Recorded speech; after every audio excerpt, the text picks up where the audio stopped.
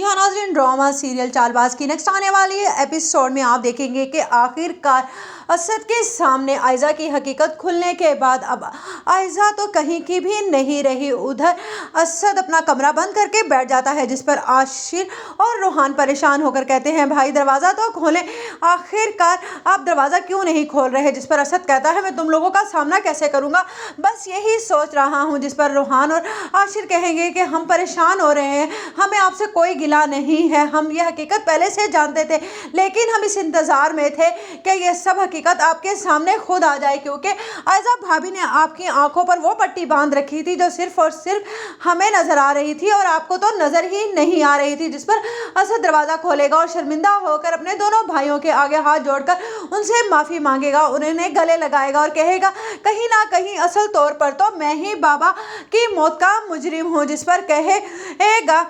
रोहान और आशिर ऐसा ना कहें भाई, हमने आपको हमेशा अपने और सबके लिए इंसाफ करते देखा है, ये तो सिर्फ और सिर्फ आयजा भाभी की गलती की वजह से सब कुछ हुआ है। इधर ईशल बहुत ज़्यादा खुश होती है कि चलो शुक्र है शायान जा भी रहा है तो जाने दो, लेकिन आखिरकार आयजा भाभी की हकीकत तो खुल ही गई ना। उधर शायान कहेगा कि ईशल ऐसे तो मैं तुम्हें आसानी से नहीं छोड़ूंगा, जाते जाते मैं तुमसे बदला ज़रूर लूँगा। तुम्हें क्या लगता है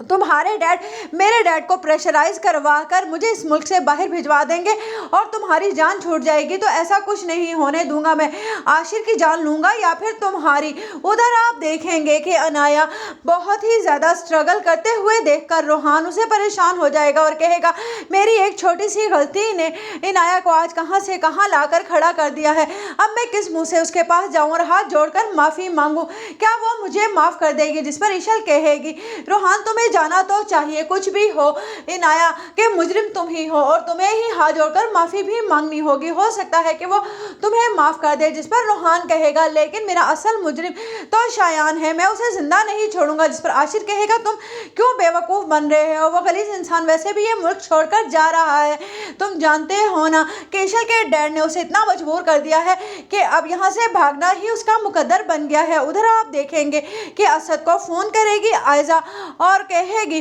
कि अगर आप चाहते हैं कि मैं इस बच्चे को इस दुनिया में लाऊं तो आपको मुझे अपनाना होगा। इतने में उसकी तबीयत अचानक से बहुत ज़्यादा ख़राब हो जाएगी और आयजा की माँ उसे हॉस्पिटल लेकर भागेगी, लेकिन वहाँ जाते बहुत